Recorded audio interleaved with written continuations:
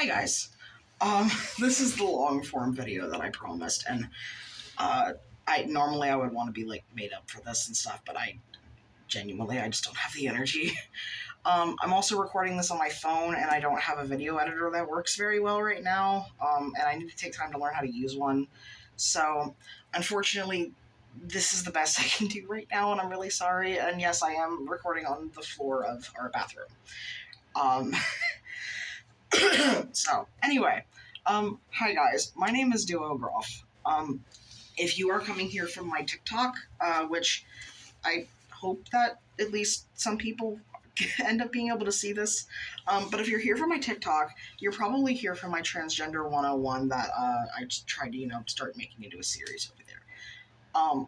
Now, again, TikTok is a great platform. It shares things in very bite-sized pieces, and I do enjoy that. I enjoy that quite a bit. The problem with that is when you're trying to communicate some very complex ideas, it can be really hard to boil them down and get in everything that you want, especially without talking like you're running through a forest, like with wolves chasing you constantly, like talking like you're, like you just had a little bit too much caffeine. So I want to make this as accessible as possible. I want it to be accessible by, and like I said, again, older people, people from sheltered families, people from, strict religious groups, people who might have not gotten this education otherwise, because I know I sure didn't. It's part of the reason I didn't realize I was trans until so late in my life. I say so late, when I was like 19, 18, 19, 17, something like that was when I first started questioning it. But yeah, I wanted to actually do some long form content because I enjoy helping people that other people think are asking stupid questions. Because I'm autistic. I am what most people refer to as high functioning, which just means that I'm more socially apt than a lot of other autistic people.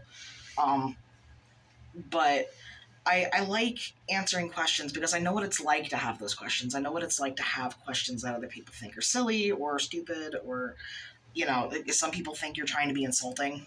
And I also understand as a trans person that it can be really exhausting. Every time you go out for groceries, every time you go to the doctor, you go to, pick up your paycheck, you meet new people at work, you have customers.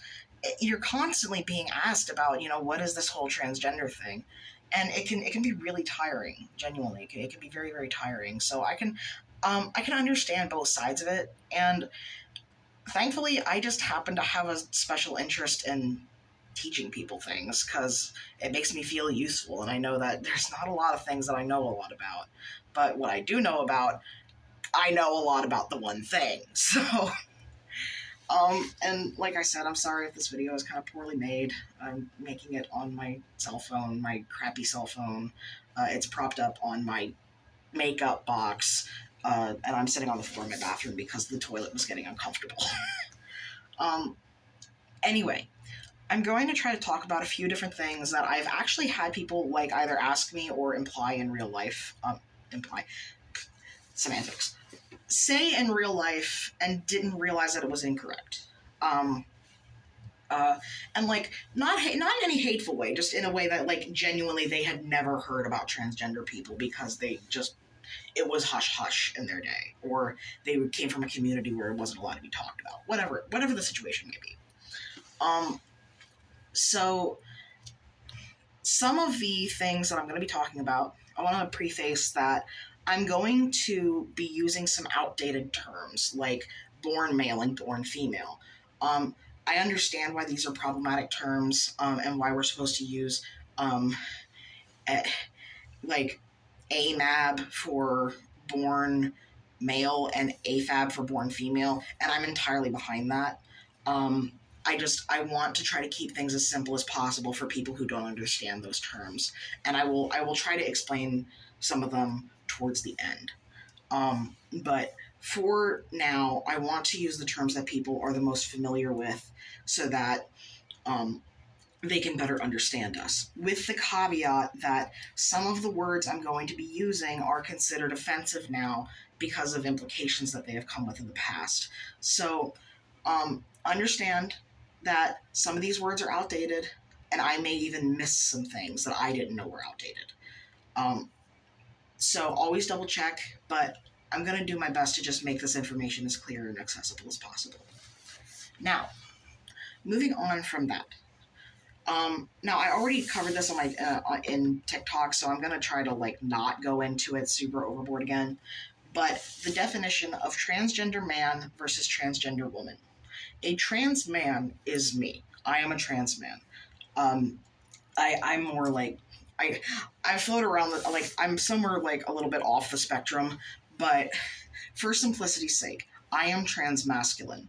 When I was born female. I came out, they said, you have girl parts, so you're a girl.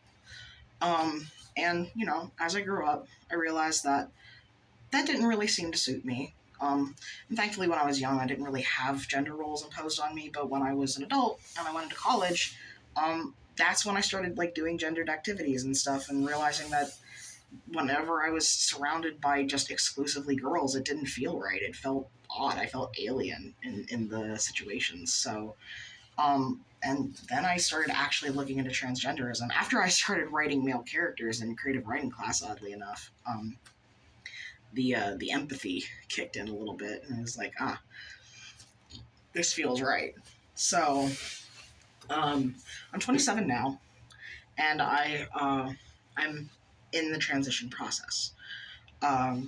So that's why I don't look like a guy and why my voice might be doing this. So forgive me for the inconsistent voice. Now, I am a trans man. I was born with female parts, what people label as female parts. Grew up, decided I don't feel like a girl. I feel like a guy. And here I am. Now, a trans woman is the opposite. Trans woman is born, they say you have male parts, we're going to designate you male. And then they grow up and they say, you know what, I don't really feel like a boy. I feel like a girl. And that's that. That is someone, so again, trans man, born female, grew up, realized they didn't feel like a girl. Trans man is a guy. Trans man typically will ask you to address them as he, him, male pronouns, and will typically dress and act in a way that they consider male. Now, again, not, some trans men still wear skirts, some trans men still wear makeup. I do. I wear makeup. It's fun. But again, generally speaking, and not every trans man even uses he, him pronouns, but again, semantics, I'm trying to keep it simple. Trans man, born female, grew up, decided, no, I'm a boy. Trans female, or trans woman, born male, grew up, decided, I don't feel like a guy, I feel like a girl. So, that's the simple of that. Now, the second thing that I started talking about, the second most common simple misconception that I see is people who think that transgender, transition, the physical transition, is one surgery. That is actually a lot more common than I thought it would be. But again, it's something people aren't taught, and again, it's something that a lot of TV shows use as jokes. Like you'll have a character go into a hospital and then come out and they're a different sex. And as much as some of us would like that to be the process, it's unfortunately not. It is not that simple. So, and this is probably the one that I'm going to spend the most time on because it's the one that a lot of people have a lot of misconceptions about. And I want to try to help make it less scary. Because it can be, even for the trans person, it can be a very scary process if they decide to go through it. So I want to try to demystify it a little bit with the caveat that everyone's transition is different. Not everyone follows the same steps. And obviously, I'm a trans guy. I can talk about the things trans guys get done. I'm not a trans girl. I don't know what it's like to be on estrogen. Well, because my body makes estrogen. And everybody's does. Everybody's body makes both hormones. But my body makes a girl's amount of estrogen. So I am on testosterone. I can't speak about what it's like being a trans girl. But I will do my best to cover both sides. Now, and again, all of this is just two of the options. There are non-binary people as well who seek gender affirming care to either masculinize or feminize or meet in the middle and androgynize. Is that a word? Who make themselves androgynous. Um, but again, I'm covering the most common things for simplicity for the older folks or for the folks who come from, conservative areas.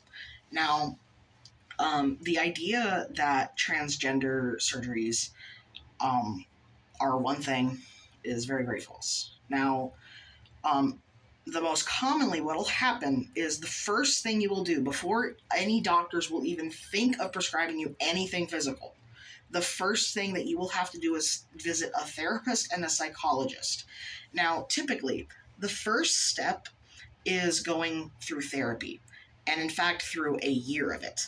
Most places, what they require is that they require for you to be observed by a therapist and a psychologist for a year. And you have to be living as the gender that you want to be, that you want to present as, for that entire year.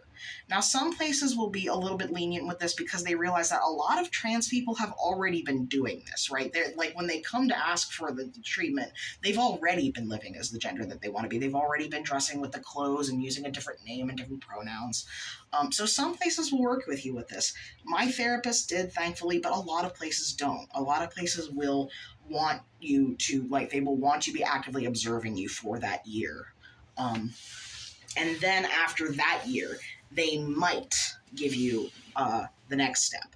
And that's a might. That's not a guarantee. Some places won't. Some places it won't be enough. They won't be convinced. Some doctors even just won't be convinced.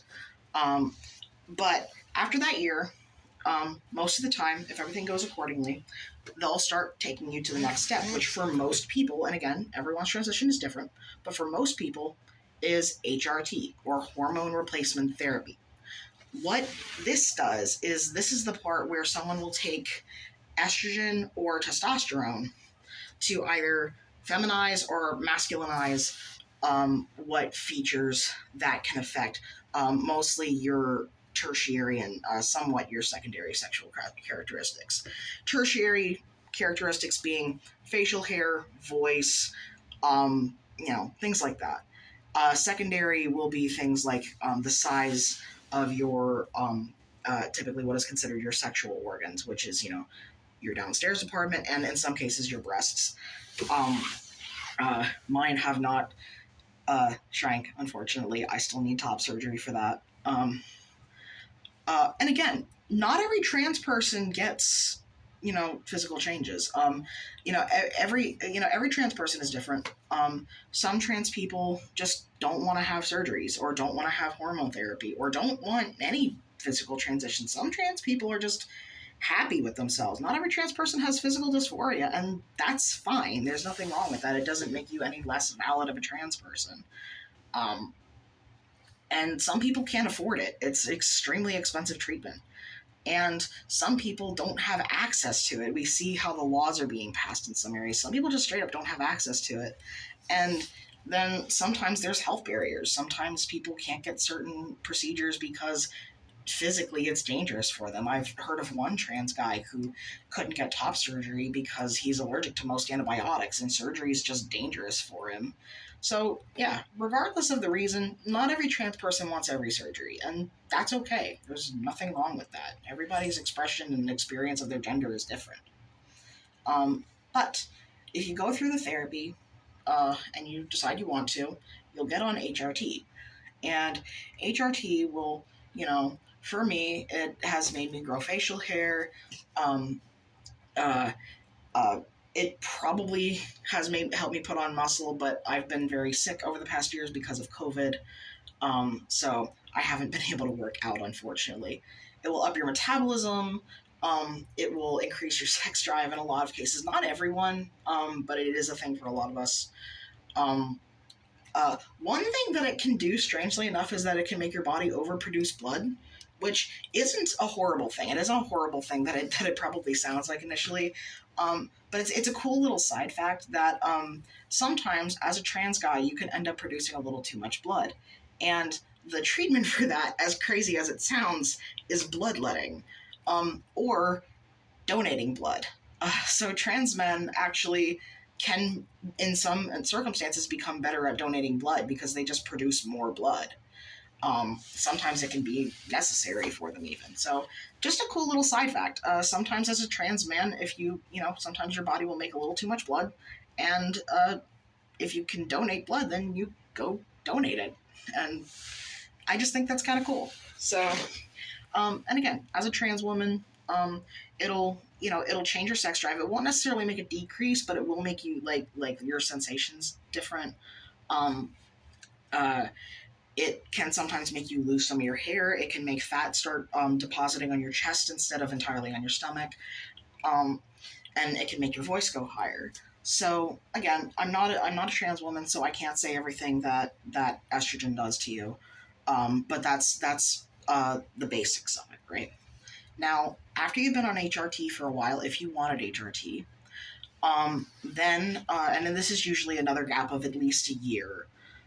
Sometimes it's even more, and for me, it's been more because of my insurance, not wanting to pay for certain things. But that is when you might start discussing surgery if you want surgery. Now, the other thing is there are lots of different types of surgeries that you can get, and it's not one surgery.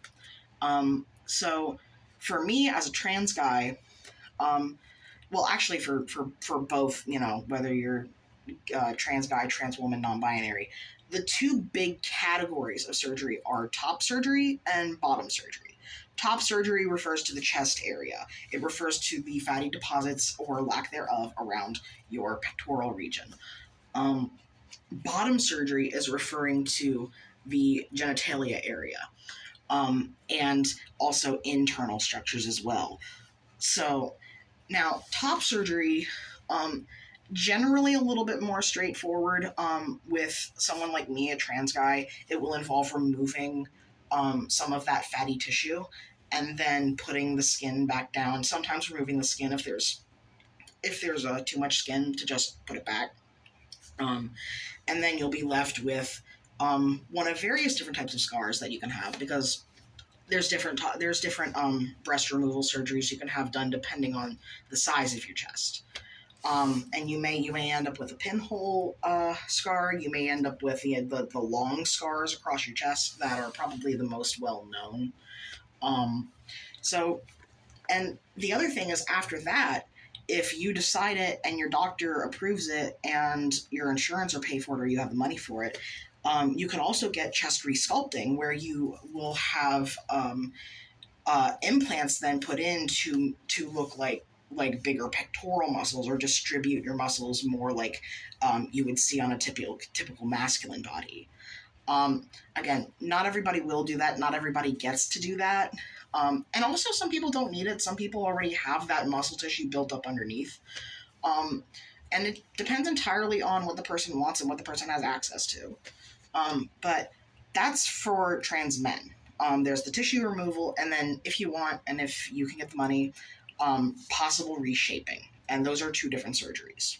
Now, um, at least to my knowledge, they're two different surgeries. They may figure out how to do them in the same one someday, or they may already know how to do it, and I just don't know. Now, for trans women, there will be implants. And sometimes, depending on the size that they already get up to with their estrogen, or how big they want to go, they may get small implants at first to stretch the skin out, and then eventually get larger implants. Um, Breast implants, that's something that pretty much people understand, because that's another thing that's talked about a lot in pop culture, is breast implants. Um, and again, I'm not a trans woman, so I don't entirely know if there's other surgeries that go into the top surgery part for them. Next is bottom surgery. And again, this can be multiple steps for a lot of people, because bottom surgery involves a lot of reconstruction, and it involves a lot of reconstruction of organs that the person's probably going to want to make sure keep functioning. Um, you know, for you know, for pleasure, for some trans men still want to have their own kids, which is a thing that can happen. Trans men can oftentimes still carry children. It's why that we have to keep up with our doctors and make sure that you know is there any possibility of pregnancy? And if there is, we may have to stop HRT for a little while, just until the baby comes. If that person's wanting to keep that child, it may be, they have to stop for a little while and carry the baby, and then they can go back on their medications once the baby's here and they're done breastfeeding, if they choose to do that. Now, again, this is different for everyone. There's a bunch of different ways to have the surgery done, and again, not everybody gets it done. For trans women, I can't remember all the names of the different surgeries, so I'm very sorry. For trans women, what it involves is taking the penile tissue and basically inverting it, so putting it inside the body. Removal of the testes, and then the tissue on the testes will be shaped into the outside of the I think they're called the labia majora, and the tissue on the penis and the head will be shaped into the vagina and the clitoris. And I'm trying really hard to be as clinical about this as possible. I know this is squeamish for some people. I'm also trying not to curse, and I'm sorry if I've slipped up, because again, I know hopefully people will be like showing this to their grandmas, grandpas, and I want to really not upset people. I want to make this as accessible as possible. So again, I'm sorry if I slip up and cuss at any point. I curse like a sailor, but I'm trying to make this as accessible as possible. Yeah, it involves, and again, this is gross oversimplification, but yeah, the penile tissue is inverted, shaped into the clitoris and vagina, and then I believe that the tissue that covers the testes is shaped into the labia majora, which is the outermost part. If I can be a little bit gross, but it's the thing that most people understand it as, the part that you see as like camel toe. that's the part that I believe the testes scrotum becomes, but I could be wrong about that. Again, I'm not a trans woman. Now, as a trans guy, there's a couple different parts to this, and it's more, from my understanding, it's more often has to be two distinct surgeries, because trans men have a uterus. We have a lot more going on inside than trans women do. So usually the first thing we'll get done is the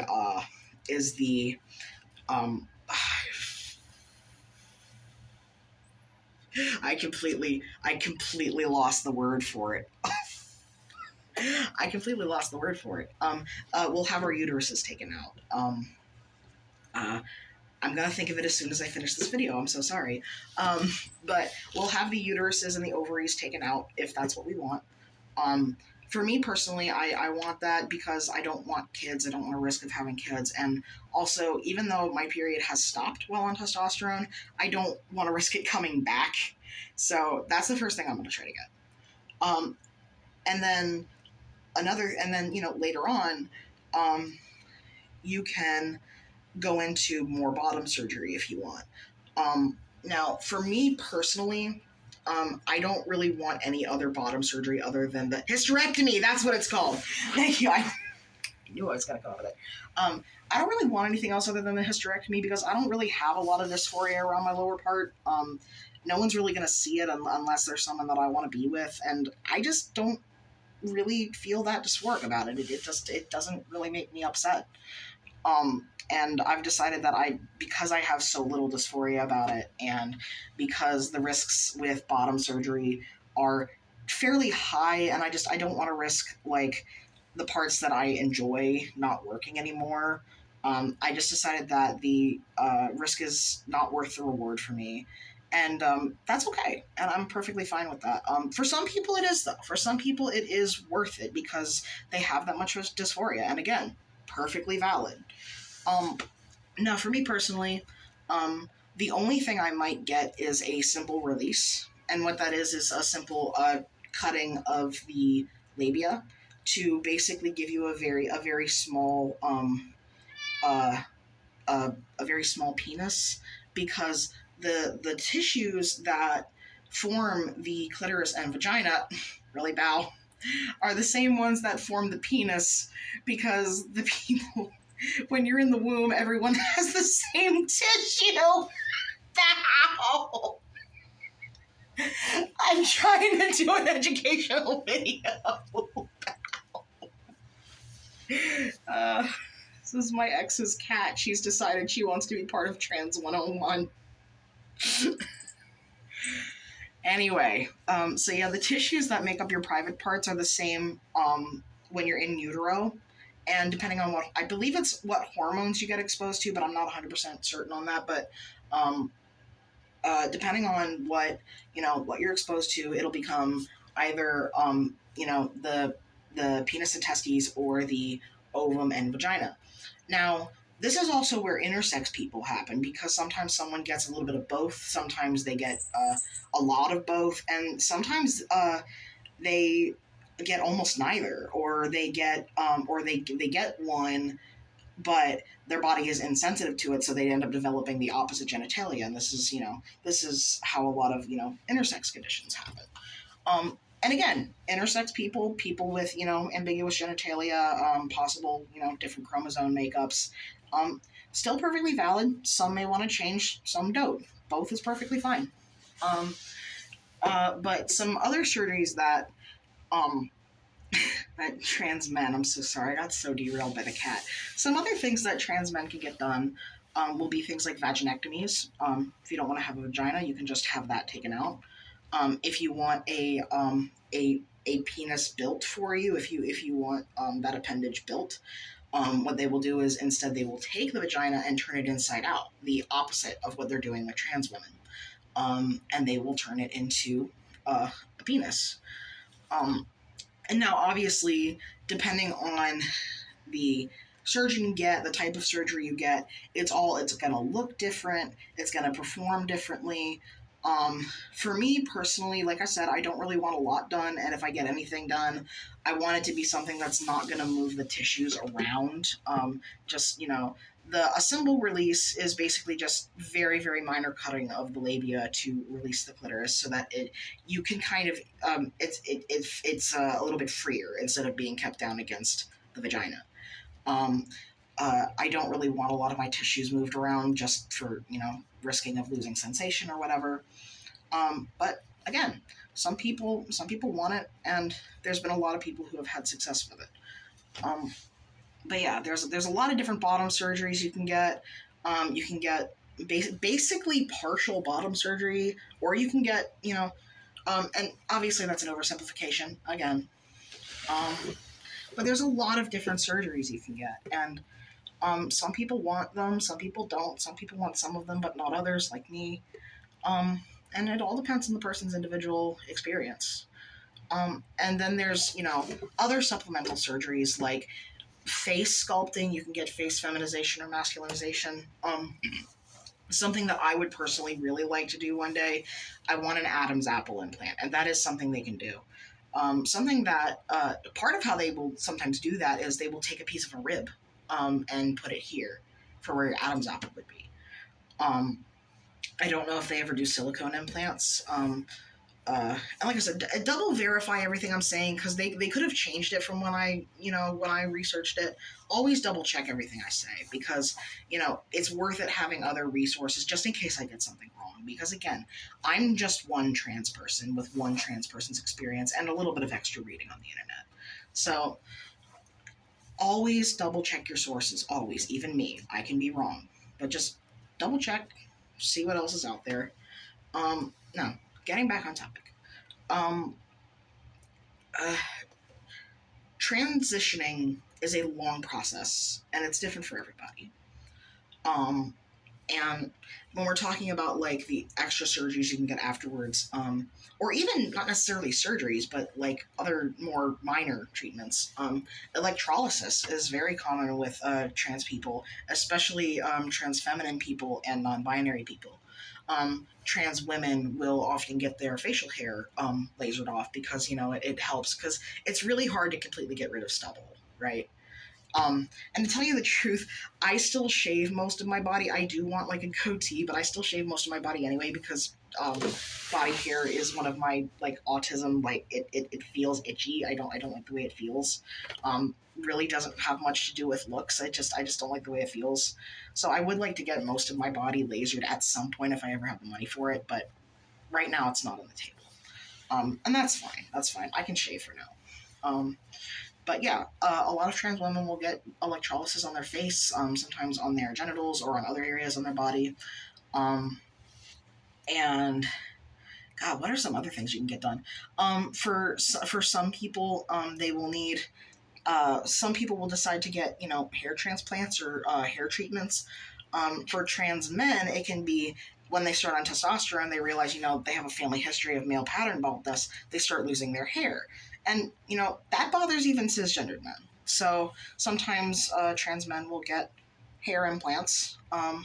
And sometimes trans women will get it because they started off with male pattern baldness. So they decided, I want more hair. I want to have, I want to have those lovely feminine locks. So they decide to get transplants then. So there's a whole range of other like secondary, tertiary treatments for gender dysphoria. And again, not every trans person has that physical dysphoria. For some people, it is just I feel like a different gender, and that's okay because gender is complicated and it is way more complicated than any of us can imagine. It's different for every single person that experiences it. Now, I did say that I was going to go over some terms at the end, and my phone is running out of time. I have limited space in my phone. So, to go into some of the terms that I think I used over the course of the video that are not really used anymore. The phrases born male and born female. These phrases are not really used anymore because for a lot of trans people, they feel they've always been trans. For most trans people, actually. Again, not all. Your identity can change over time, and that's also perfectly valid. I never really had a relationship with gender at all until I got to college because it just, I was homeschooled. The only like sport I ever did was Taekwondo, and we weren't split into gendered groups. So I never really felt separated by my gender until I got to college. But with a lot of people, they say, I felt transgender all my life. I've never felt like the gender people said I was. So born XX has been phased out in favor of the terms AMAB and AFAB. AMAB or AMAB is assigned male at birth. AFAB or AFAB is assigned female at birth. And again, you can see why I might want to use some like simpler terms that people are more familiar with, because it can be a little bit cumbersome, and I do admit that. Trans people can use whatever they want for themselves. Another thing that has largely been phased out is the term transsexual, because what that implies is that inherently someone wants to change their sex, when really what a lot of us want to change is gender, which is the social expression of our experience of gender. Gender is what you perform, what you feel you are. Sex is a lot of things that are way more complicated than we thought it was. It's your organs, it's your chromosomes, it's your hormones, it's your gametes, it's all of these sorts of other things, all these sorts of other physical things. Gender is what you feel and what you decide to show to the world and how you relate to it yourself. Oh God, what are some other outdated terms? Transvestite. Now, some people think this is straight up a slur. I have taken human sexuality courses, and my understanding of it is not a slur unless it is used incorrectly. Transvestite is sometimes used interchangeably with transgender. It should not be. They are not the same thing. A transvestite is someone who enjoys wearing the opposite gender's clothing in the bedroom or for role play, and that's it. They don't identify as another gender. They just like wearing the clothes for role play or for intimate times. And again, perfectly fine, nothing wrong with it. But that's what a transvestite is. Transvestitism is a sexual expression. Transgenderism is a lifestyle. But I'm coming to the end of how much space I have on my phone. I hope this is helpful, and if it is, let me know, and let me know what other questions you have, because I do genuinely enjoy doing this, and if I can help people understand us better, I hope I can make things better for both transgender people and the people that love them. because I know that I would have loved to have someone answering these kind of questions when I first came out and helping answer my family's questions. And now I hope to be that for other people. Thank you so much if you've watched this video, as poorly put together as it is, and I hope it's helpful. Thank you all so much.